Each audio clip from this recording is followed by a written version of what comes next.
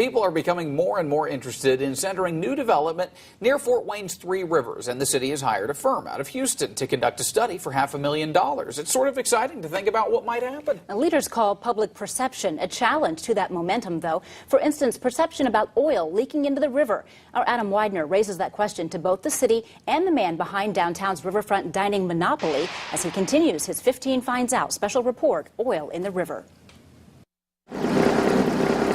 The rivers can be a beautiful sight, often hidden around downtown Fort Wayne, and marked by a troubled past. What we're dealing with now is just a legacy of a former industry that is no longer there, and we just need to address it. Oil is leaking into the St. Mary's River, left over from an old gas manufacturing plant where Hall's Gas House now sits.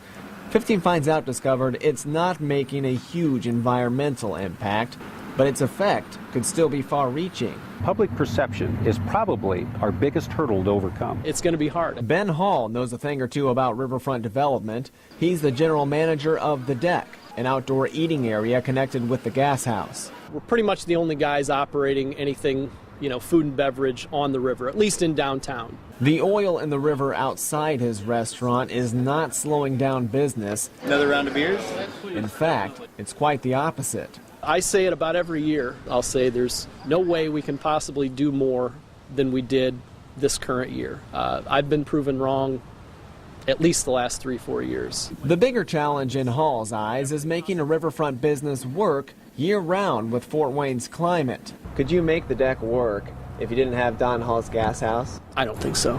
If you were trying to replicate this and having to then also build, fund, support, and staff everything that goes on behind the scenes from here, you'd be hard-pressed to make it go on 5 months out of the year. If it's a lot of roadblocks and it's difficult to plow through it, you might just walk away and say, I'm keeping this idea and I'm going to go throw it up out on the interstate someplace. This is the most comprehensive study that we've ever done along the riverfront. Pam Holliker is the city's Deputy Director of Community Development. Holliker agrees that what people think about the rivers matters a lot, but she thinks the oil is a non-issue toward public perception. I've talked to a lot of people in my private life and in my business life, and I've talked a lot about the rivers, and to be honest with you, no one has mentioned that. Which would make it seem the executive director of the Tri-State Watershed Alliance is getting different perspectives. Sometimes we've come by, people have asked me, man, what am I smelling? Where's that coming from? Instead, Holliker says folks talk about other problems on the river, like dirty banks, garbage, or overgrowth. Actually, those I think are pretty easy. I'm not saying they don't come with a price tag, but to clean up debris on the river, I don't think the fact that the rivers are brown, especially after a good rainfall and all the sediment comes from the farmers' fields, that is going to deter us in any way to develop. Back at the deck, the $500,000 study is raising more eyebrows than the oil. I'm as much of a cynic as anybody about let's do another study. I'd rather see him spend the money on developing the river than studying it.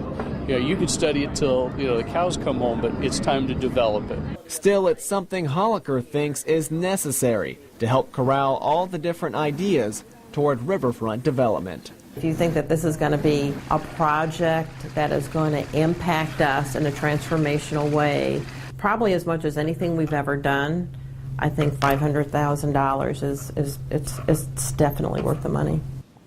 Now, in the near future, the city intends to gather your ideas about riverfront development through things like meetings, surveys, and online sites. It should take the Houston-based SWA group 12 to 18 months to finish its study. As we told you yesterday, the gas company NIPSCO is responsible for cleaning up the oil in the river. The state's environmental agency will eventually require a long-term solution. And as closure, it will want NIPSCO to prove that as our water quality improves, the oil doesn't begin spreading to our cleaner rivers. Live in Studio 15, Adam Widener, News Channel 15.